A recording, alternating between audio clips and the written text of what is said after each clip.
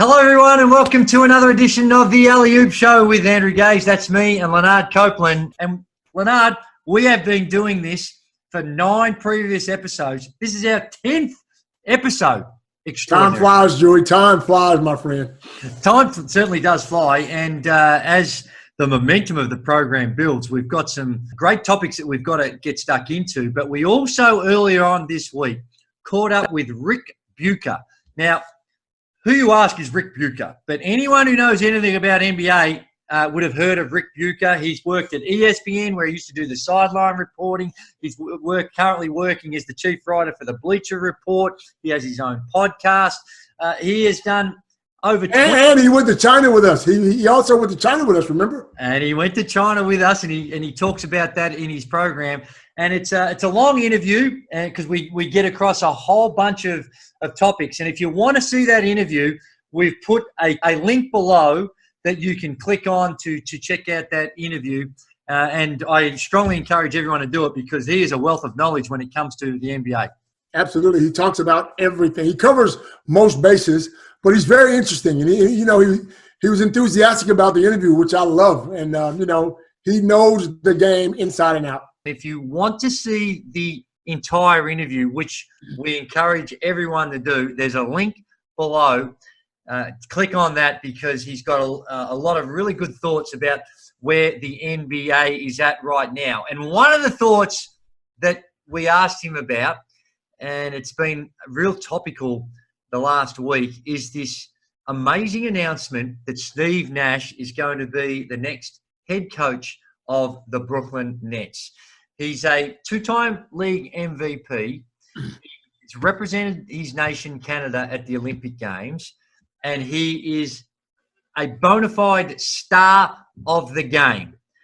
Hasn't done a lot of coaching himself in so much as directing a team, but has been with the Golden State Warriors the last few years and been a part of their championship success. And he has recently signed a 4-year deal to be the head coach of the Brooklyn Nets. One of the premier jobs going around primarily because they've got arguably one of the greatest players in the competition right now, albeit that he's been hurt, and Kevin Durant and Kyrie Irving, 2 megastars of the NBA. So they've got a lot of other great players at the Nets, but when you have 2 megastars like that, you're always going to be competitive and be one of the top teams in the competition.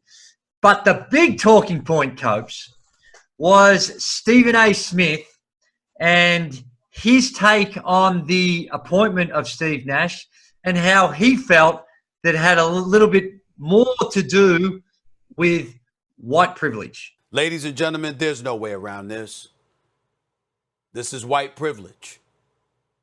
This does not happen for a black man. No experience whatsoever on any level as a coach, and you get the Brooklyn Nets job. Now, Copes, that took me by surprise. What's your take and response, I should say, to Stephen A. Smith's accusation that this is unjust and yet another example of white privilege? Well, Drewy, this one, for me, I had to think about it for a while. And then I was clear on it. As you know, there is plenty of white privilege around the world. It is what it is. And we're not trying to hide from it. We're just speaking the truth. Yep.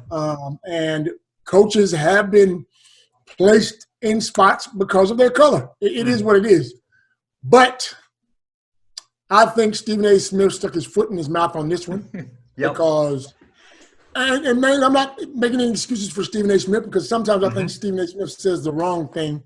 I think because of the timing and what's going on in America with the whole black and white issues and everyone being on this side and everyone being on that side, Stephen Nash is one of the all-time greats of the NBA. Stephen Nash was a point guard who we call coach on the floor. Stephen Nash listen, got the go-ahead, the tick of approval from the 2 black superstars on that team.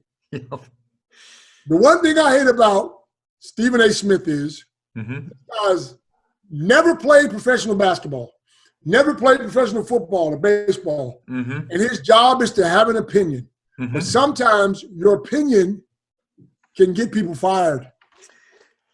And I don't like that because he's never been in the shoes of Stephen Nash. Stephen A. Smith, shut your ass up. Yep. You said it the wrong. You messed up. And guess what? There's other guys in the NBA that said the same thing. Stephen A. Smith, you stepped on you put your foot in your mouth this time. You need to just calm down. Make no mistake, he is an influential person like you're alluding to. He is entertaining. I actually enjoy listening to him. Some of the things I agree with, some of the things I don't. But he expresses it in an articulate way. But it was almost like he didn't think this through, because when you're talking about white privilege, it's to say, well, these opportunities don't come the way of people of colour. But if I'm not mistaken, if you look at Derek Fisher, if you look at Ty Lue, I'm not sure about Avery Johnson when he got his head coaching position. Mark Jackson. Now Magic Johnson, he tried to qualify that to say, well, they were thrown into the positions where they weren't being handed a real high-quality group. Now, I don't think that holds up. They're still getting opportunities. So to me, it's a poor example and doesn't do the cause any good when you're using this as your example, because it can easily be attacked. So it sort of makes credibility of genuine issues, which there are many. There are many genuine issues. That's right. Many genuine issues. You only have to look at coaching hires in the NFL, even coaching in the NBA, and not just in the United States, throughout the world. There is clearly a prejudice. There are some racial issues with appointments, because we all know there are people of colour that are qualified to get those positions. But it was a disappointing take that he had on it. Even Charles Barkley, who I know very well, said, Stephen, you've done the wrong thing here, man. I was very disappointed at some of the guys on television today talking about white privilege. Very disappointed. They're like, well, this doesn't happen to black guys. And I'm like, well, it happened to Doc Rivers. It happened to Jason Kidd. It happened to Derek Fisher. So I was really disappointed in some of those guys. Isaiah Thomas. Yeah, I was really disappointed, guys. And Isaiah Thomas, not disappointed in Isaiah, but I just think when you have a responsibility, especially when you have to talk about something serious like race, you can't be full of crap. You got to be honest and fair. So listen, like I say, Steve Nash is a great player and a good dude, but I was so disappointed in some of these guys. So I said, dude, black guys have done this before. Now, do we need more black coaches in the NBA? Yes. Do we need more black coaches in college football? Yes. Do we need more black coaches in pro football? Yes. But this wasn't the right time to shut it today. Good luck to Steve Nash. Listen, I'm in Australia. I want to coach as well. I don't think there's enough black coaches in Australia. Yep. You take what you get, man. And at the end of the day, Stephen A. Smith, I understand what you're saying, but this is the wrong guy and the wrong time to be saying it. Bottom line. Yep, I think that's been pretty universal in the feedback that he's received. I haven't heard him retract from his statements, and he doesn't. He said he won't, and he said he won't. He said he won't retract. That's Stephen A. Smith for you. And I think at the end of the day, Stephen A. Smith's about Stephen A. Smith. Now, I'm not saying he's not a good reporter and an analyst and all this kind of stuff, but he likes to put on a show. Yeah. Sometimes that show doesn't fly with everybody. No, that's true. And Rick Bucher, there'll be more on that in our interview with Rick Bucher as well. He's got some things to say about it. Hey, Copes, the other issue that's bubbled along this week is Giannis Antetokounmpo. He hasn't been named the MVP yet, but it's likely that he is going to be named the MVP for this season. It'll be the second time in a row. He's already won the Defensive Player of the Year. But as these playoffs has unfolded, we have learned that the Milwaukee Bucks going into that series with the Miami Heat have come up short. They're out. Ta-da, see you later. And Giannis, with his performances, were really good. He wasn't poor by any stretch, but most people think that he wasn't playing to a level where he needed to be able to carry his team. And with all the different analysis that goes on, some of it made up, I'm sure, just for interest's sake, I thought Richard Jefferson, with his comments, may have something that's worth discussing. And that is to say, is Giannis Antetokounmpo good enough to carry the team? And Richard Jefferson's comments were, is he the Scottie Pippen of a Michael Jordan-Scottie Pippen combination? Now, his comments got smashed by many, and I can understand why. Because Scottie Pippen is a bona fide superstar, and it's almost derogatory to label someone as Scottie Pippen as being something inferior. But I get what he's saying. What he's saying is, does Giannis need another equal talent next to him in order to go to the next level? Giannis, to me, is an up-and-coming Michael Jordan. It's just going to take some time. We labeled him a superstar. Yep. 2 years ago, he wasn't the same weight. He didn't have the same build. He wasn't taking as many shots. I think it's going to take a couple of more years for him to be that main superstar guy. Right now, to me, he's the Scottie Pippen that's growing into the Michael Jordan. It's his team. He takes responsibility when they lose. He puts his hands up when they lose. When they win, he scores the points. He gets the rebounds. A lot of these players in this position can't handle it. And he's done a good job. Now, is it fair to say he's not Michael Jordan yet? No, because he's still very young. I just think you need to give him some time. Right now, he probably does need another guy of equal talent. But you got to remember, they won more games than anybody in the NBA. They finished in first place. Yeah.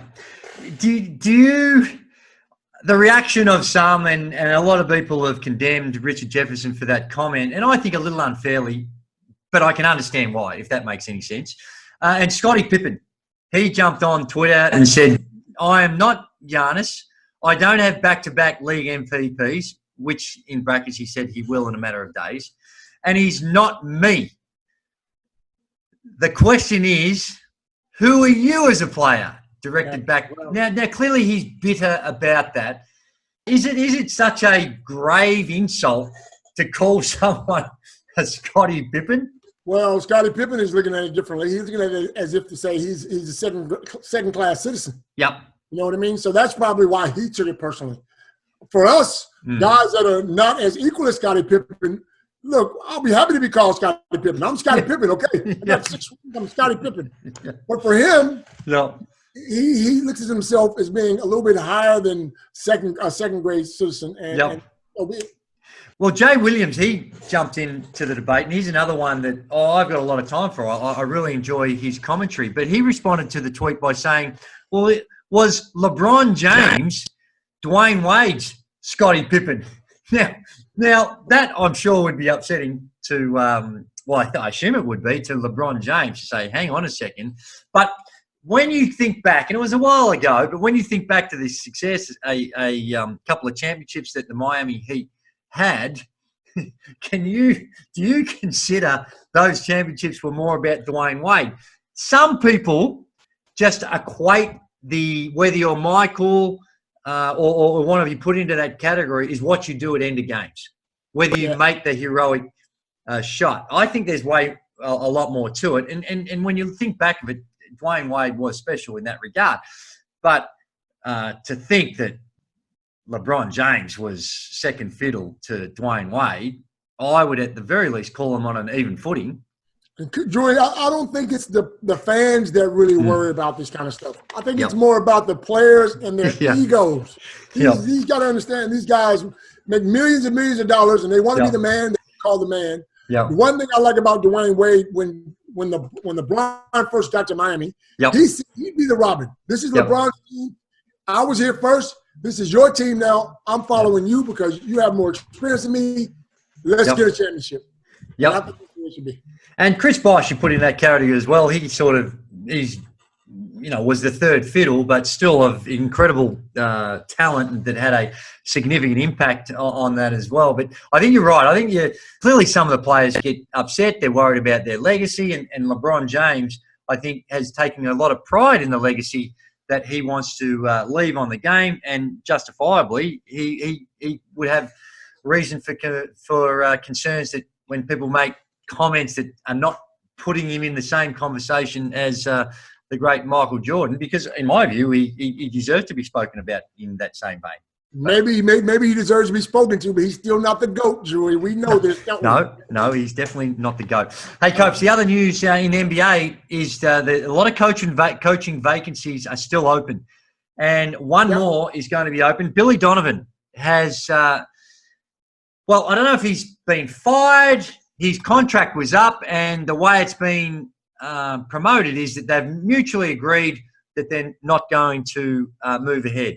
When you look at his record, 243 wins, 157 losses. 60%. A very good win-loss record. Had some outstanding players. We had Kevin Durant, Russell Westbrook, Paul George, Chris Paul right now. He's had some fantastic talent to work with and an outstanding coach. Coach, I'm looking at this and I try to put myself in his shoes, and perhaps the case that he's seen a lot of these other jobs that are still up for grabs, and maybe reaching the conclusion that he's been at OKC enough where he doesn't want to overstay his welcome. There's these other jobs that are coming up. His stocks are really high, and perhaps it's now time for him to give consideration to these other jobs. No, I don't think so.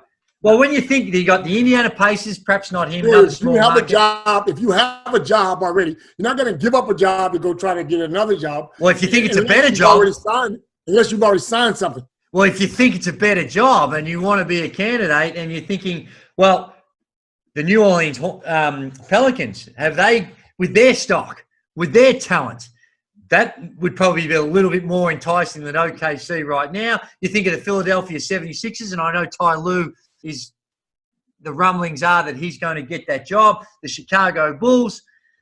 I think that it's probably a smart move, because how many coaches last more than 10 years? They're as rare as rocking horse droppings if you stay at the one organization longer than 10 years. Drewy, listen. You said it before. He's had plenty of talent. Yes. Paul George, KD, Russell Westbrook, Chris Paul, all this talent, and he has not won anything. I think it's been very good. They've been very good. They haven't had them all together now. They've had them over his journey. I think they've gone to him and said, because you've done the right thing, and you've been such a good coach, we're not going to say we're going to fire you. We're going to go to the media and say, we mutually agree. You said that happens all the time. They have the respect for the coach. They don't want to say we fired him. So maybe he is looking at another position. I'm not saying that. But I'm saying I think they just pushed him on out. Because at the end of the day, they've had talent and they haven't won anything. And it's all about winning. But there are some good jobs. I think, to me, the Brooklyn job was the best one because of the talent. You're immediately going to win. The New Orleans Pelicans job, they've got great talent coming up through the ranks. So I think that's a good one. Chicago, that's an ongoing build, and in Indiana, that's always apparently Ty Lue is going to sign with the Sixers in the next day or two. That's the rumor, Copes. But what's your view that you need to have done an apprenticeship in order to have the best chance of success? Now, there are examples. Steve Kerr, no apprenticeship, a part of one of the all-time great dynasties. They had incredible talent.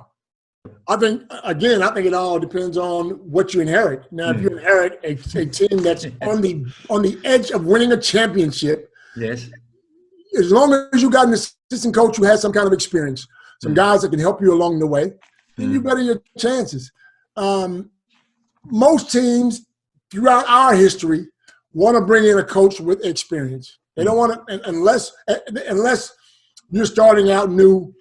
The team's starting out new. We want to have a look and see what's happening. But if a team's close or think they're close, they're going to bring in an experienced guy to get them over the top. And I think that's sort of what Stephen A. Smith was sort of alluding to when he said, why not bring in an experienced guy? But as you see, it works both ways. Yeah. If you got a team that's capable of winning a championship and you got a quality assistant coach help you along the way, and then you better your chances. Yeah, and if you go back in history, you look at someone like Jim Boylan, the coach that's been removed from the Chicago Bulls. He had a long history working with some of the greats of the competition, and but he didn't have any talent. Things didn't work out. Well, he had some good talent, but perhaps he ran into some problems along the journey and had some falling outs with some influential players. So that never helps the cause. Hey, Copes, the other thing, just quickly, the awards, they're slowly trickling through, and we had the announcement of the Sixth Man Award, and Montrezl Harrell picked that up. He's this season's Sixth Man Award. He received 58 first-place votes from 100 sports writers and broadcasters, and the other ones in consideration were Dennis Schroeder, who had a great season with OKC. Lou Williams was another one of their teammates. Now, I don't know how that works because one of them, they both can't be six men. One's got to be a seventh man, I guess. That's how my math says, but we all understand. Yeah, but I think that because both were coming off the bench and both I know. I say that. Really well, you got to look at them. Yep. No, both averaging double-figure points and giving my mighty Clippers that extra boost to get them to where they are today. Yes. Yeah, you got to put those two guys in. Now, Lou Williams won it 2 years in a row, 2019, 2018. Yes. So, and I think the Clippers have in the last 4 years 3 players in the last 4 years to win the Sixth Man of the Year. So Doc Rivers was doing a great job. Well, he is, and what it also says is they've got very deep talent. They've got players that could start on many teams in the competition that are coming off the bench, and congratulations to Montrezl Harrell. The other one was Rookie of the Year, J.R. Morant. Yep. Now, thoroughly deserved. He's a star. Athleticism to doing some extraordinary things. Take nothing away from Ja Morant. But Zion Williamson, Copes, is a megastar in the making. Only played limited time. If Zion Williamson had played, let's say he was able to play 15 more games than he did, from what you saw of Zion and the contribution that he was making, would he have been the Rookie of the Year? Probably. He averaged 22 points a game at 60% from the field and shot 42% from the three-point line. Yep. Now, but he only played in 24 games, which is hard to give a guy an award when you only play in 24 games throughout the year. And he's injured. Absolutely, they're both superstars, Drew. You got that right. They're both superstars, and they probably both deserve it. But the fact that he only played in that many games, you can't give it to him. You just can't do it. Well, it's going to be interesting to see if you're consistent with your view. Then if you equate that to the Australian NBL, and you see LaMelo Ball play 12 games, 12 really good, high-quality games in a team that only won 5 games of the season, I think it was, and he was awarded – so less than half. He's played less than half the games, and he was awarded the Rookie of the Year. Should LaMelo Ball be Rookie of the Year? When you say less than half, how many games did he actually play? 12. 12 of 28. 12 out of 28 and 24 out of 82. It's quality, not quantity. Big difference. A little bit of a difference there. 12 out of 28. No, I hear you. 24 out of 82. But there is still some relativity to it. Little bit. And I can't see anyone that would compete with LaMelo Ball that had a season like Ja Morant. So that also comes into the thinking. But absolutely. But just in isolation, Copes, you've got to extract some feces or get off the pot. Well, I would say because there was nobody else close to him as a rookie, you got to give it to him, bro. With the other one, there were 2 guys that were pretty close. 2 guys that were pretty close in talent. Yeah. So either one could have won. Now, if you can give me another guy in the NBL that was close to LaMelo Ball, then we got an argument. Yeah. No, not the same. There's not the same relativity with what we're seeing in the NBA, but it's a comparable point to say, well, regardless of the quality, if there is should there be a criteria of the number of games that you need to play? But I think we are in not vehement agreement, but we generally agree. Yeah. Hey, NBL. Let's quickly turn our attention to the NBL, and that's bubbling along. News that the season's been pushed back into January, which I think is a real smart move. Or February. Could be February as well. The other exciting, it could be. Who knows? They're going to make some judgment, hopefully, as we get a better understanding how this COVID-19 is going to continue to affect places like Victoria, but not just Victoria, but others as well. But Copes, one of the other exciting things that's happening in the NBL is the announcement that the new team is coming to Tasmania. They're going to have a franchise, not this season, but the following one. And the NBL, I think, did the right thing, threw it open to the public to come up with a name of the team. You think that's the right thing? You really think that's the right thing? I think it's great to get the feedback from as many people as you possibly can. Yeah, okay. And they've come down, and it's now narrowed the field of choices for names of the team. We've got the Tridents, we've got the Timbers, we've got Pride, we've got the Jack Jumpers, and we've got the Mountaineers.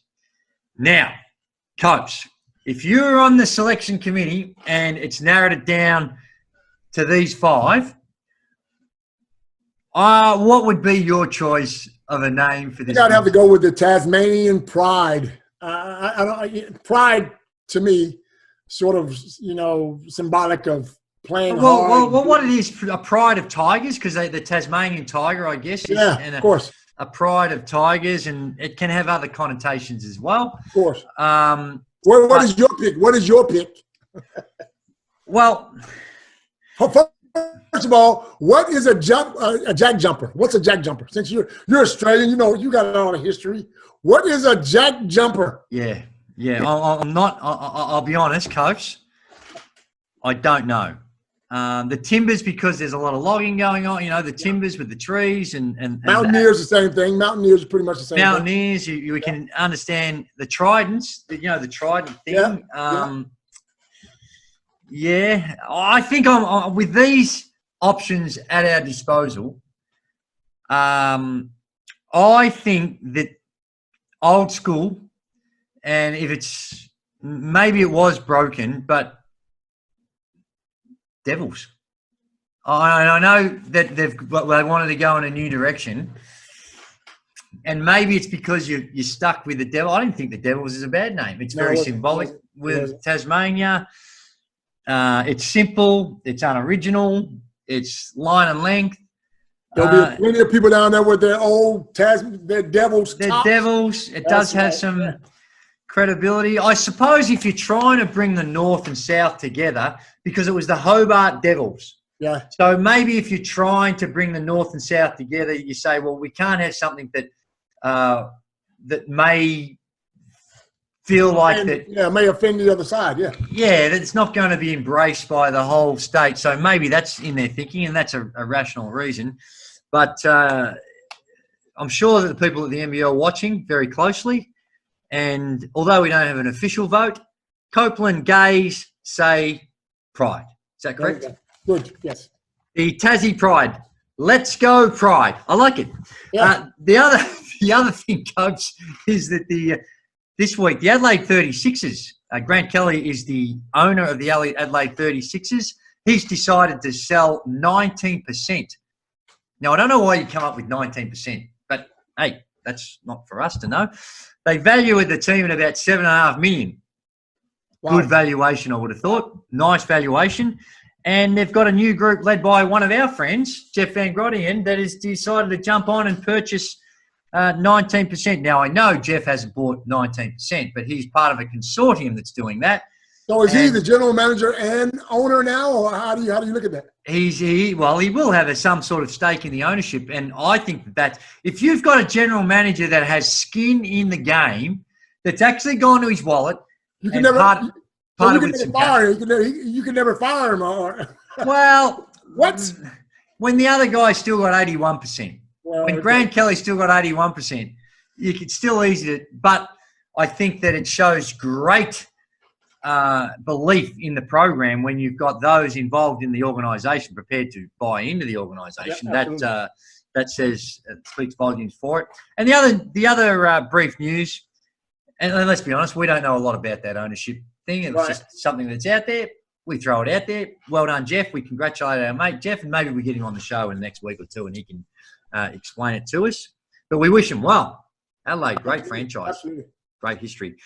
Copes, we constantly, week in, week out, I think the Illawarra Hawks. Not Illawarra, Drewy. The Hawks. You use the name Illawarra. They're not Illawarra anymore, buddy. And we talk about them every week. Every week we bring them up, and you put that name in front. I got your Hawks. Let's go. I hear you, but it's going to take me a while, and I apologise if obviously, it's going to take. I apologise if I'm offending. We've been talking about these people for 10 weeks, and you're still putting that name in front. And I am sorry, but it's hard. It is hard, Coach. Let's be honest. The Hawks. There you go. They have done a magnificent job of staggering their announcements, their player announcements. I don't know whether it's coincidence, but each and every week the excitement has been growing and growing and growing with their team they put together. And their final signing on their roster is AJ Ogilvy. Great player, long history in the league. He's been player. Well, he's been with the Sydney Kings before, but he's been with the Illawarra Hawks. Oh, crikey. He's been with the Hawks. I don't know what I'm going to do, Copes. He's been with the Hawks for a long period of time. And under Brian Goorjian, I think that he can play a very, very important role. When you think of Sam Froling and even Max Darling, the big fella, and Cam Bairstow, great leadership that he can provide and help the development of those players. And I think that that's an outstanding signing. But, Copes, the disappointing thing for me, and I don't know whether it's by design, and it may not be his choice, but Tim Conrad has been one of those heart and soul players for the Hawks for many years. And it appears as though his time with the Hawks is no longer. He's a quality player. He's a quality. If I'm somebody else in this league, I'm picking him up because he can change a game. We've seen it last year when he got hot from the perimeter. The game's changed, man. He can flat out score the rock. Yep. If I'm another team and I'm looking for a sixth man to come off the bench or seventh or eighth man, he's got the experience. He's got the size. He can shoot the ball. Have a look at it. And by all reports, one of the all-time great teammates as well. Now, he's getting to that age. He can start to get to your mid-30s that he may not want to do it. But I agree with you 100%, Copes. If someone is looking for a guy to come in and play that role, can be the microwave coming off the bench, good size, can post people up, and most importantly, can shoot it. Yep. I think that he's still, from what I saw of him last season, I think he's still got a bit to offer, and not in a star-started role, not in a major role, but certainly in a role.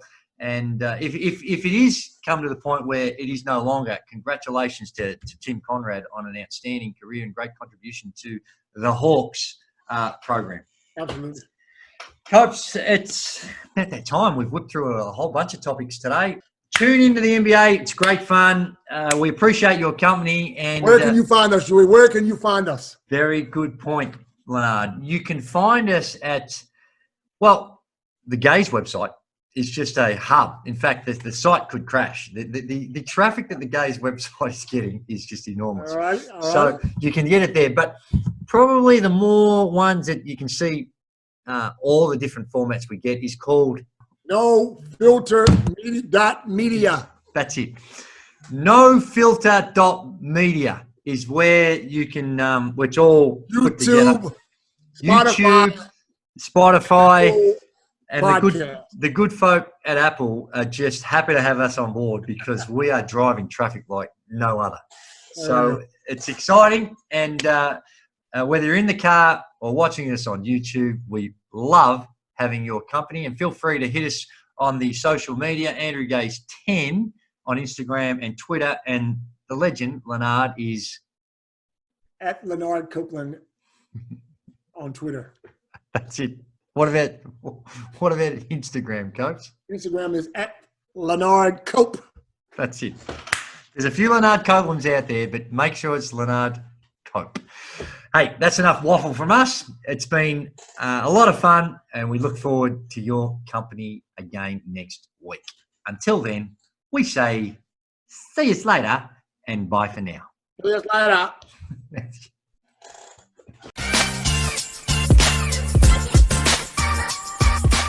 This has been a No Filter Media production. Say what you want.